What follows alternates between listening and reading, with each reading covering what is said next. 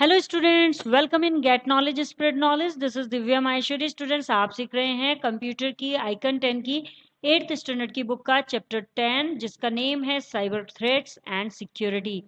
And students, आज हम जिस टॉपिक पर बात करने वाले हैं वो टॉपिक है cyber crime against property. Cyber crimes, property के अगेंस्ट जो साइबर क्राइम होता है उसके बारे में जानेंगे। एंड एन ऑर्गेनाइजेशन, और एक साइबर क्राइम जो कि एक ऑर्गेनाइजेशन या फिर सोसाइटी के अगेंस्ट होता है उसके बारे में भी जानेंगे। So without wasting the time, let's begin. Students, firstly जानते हैं cyber crimes against property. Property के अगेंस्ट साइबर क्राइम क्या होता है। In real life you here of stealing और रॉबिंग ऑफ वंस प्रॉपर्टी। वास्तविक जीवन में आप एक प्रॉपर्टी के चोरी होने या लूट होने के बारे में सुनते हैं। In cyber world also criminals look for an opportunity to steal और rob through the internet. Cyber world में भी क्रिमिनल्स इंटरनेट के माध्यम से चोरी और लूट की अपॉर्चुनिटी को देखते रहते हैं, इसका ऐसा अवसर खोजते रहते हैं। They can steal a person's bank detail and withdraw money from his account. वे व्यक्ति के बैंक डिटेल को चुरा सकते हैं, उसके अकाउंट से मनी को विड्रॉ कर सकते हैं, निकाल सकते हैं।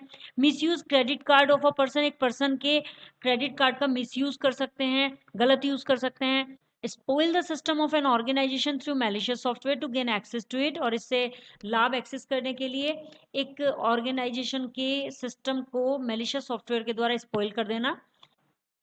फर्स्टली आ जाता है students identity theft. Cyber crimes against property में आइडेंटिटी थेफ्ट के बारे में जान लेते हैं। It refers to the act of stealing and misuse of someone's personal information. इससे तात्पर्य है किसी की पर्सनल इंफॉर्मेशन को चुराकर उसका मिसयूज करने का कार्य करना है। It is major issue for people who use the internet, online shopping, cash transaction and banking services। ये उन लोगों के लिए बहुत ही मुख्य इशू बन जाता है जो इंटरनेट पर ऑनलाइन शॉपिंग करते हैं, कैश ट्रांजैक्शन का कार्य करते हैं या फिर बैंकिंग सर्विसेज का यूज करते हैं। The stolen information generally includes a person's name, date of birth, account number, credit debit card number, ATM pin etcetera. चुराई गई इंफॉर्मेशन में सामान्यतः एक व्यक्ति का name, date of birth, account number, credit debit card number, ATM pin इत्यादि शामिल होते हैं। This information is then misused to obtain genuine documents, new credit cards to make purchase, withdraw money, get passports and driving licence in the victims name. इस information को जब चुरा लिया जाता है तो तब इसका मिसयूज किया जाता है किसके नेम पर, विक्टिम के नेम पर। जिसके नेम से सारी इंफॉर्मेशन चुराई जाती है उसके नेम पर इसको मिसयूज किया जाता है। कि कहाँ का मिसयूज किया जाता है, जेन्युइन डॉक्यूमेंट्स को ऑब्टेन करने के लिए, न्यू क्रेडिट कार्ड्स परचेज करने के लिए, मनी निकालने के लिए, पासपोर्ट और ड्राइविंग लाइसेंस प्राप्त करने के लिए, जो कि विक्टिम के नेम पर लिए जाता है। Hackers steel the information either through hacking the network that a person is connected. Hacker या तो इंफॉर्मेशन को जो चुराता है वो हैकिंग के द्वारा चुराता है, जिस पर नेटवर्क पर पर्सन कनेक्ट किया जाता है उसी पर हैकिंग करके इंफॉर्मेशन को चुराता है। और placing a software unknowingly on a persons computer, या फिर पर्सन के कंप्यूटर को, जो व्यक्ति का कंप्यूटर होता है उसमें उसकी जाने भी नहीं एक सॉफ्टवेयर को प्लेस कर दिया जाता है, उसे पता भी नहीं चलता और उसमें एक सॉफ्टवेयर प्लेस कर दिया जाता है और उससे इंफॉर्मेशन को चुराया जाता है।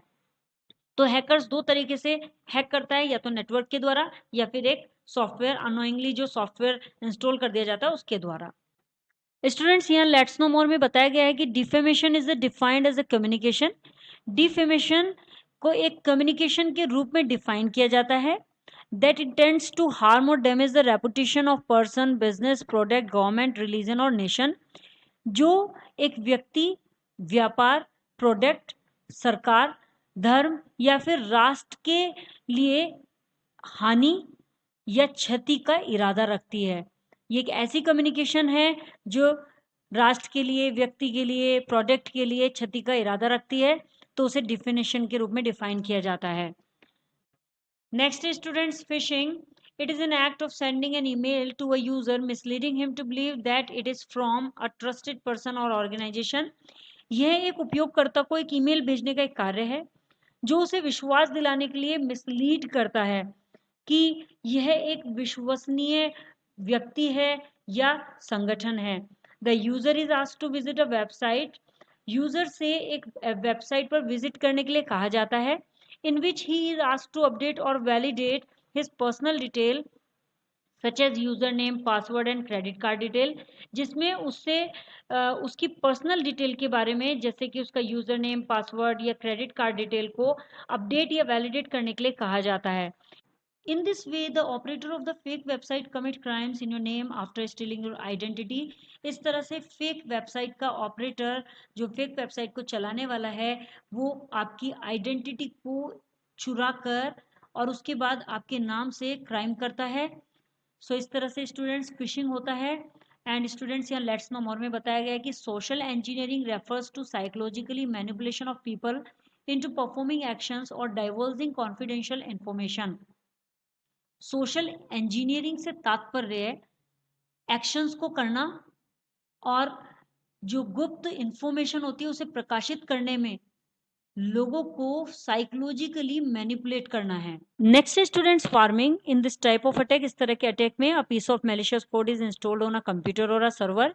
एक मैलिशियस कोड को कंप्यूटर या सर्वर पर इंस्टॉल कर दिया जाता है which misdirect the user to fraudulent websites without their knowledge in order to obtain personal information such as password और अकाउंट नंबर, जो कि यूजर को उसकी नॉलेज के बिना ही उसकी पर्सनल इन्फॉर्मेशन जैसे कि पासवर्ड या अकाउंट नंबर को ऑब्टेन करने के लिए फ्रॉडलेंट वेबसाइट, जो कि धोखाधड़ी वाली वेबसाइट्स होती हैं, उस पर गुमराह कर दिया जाता है।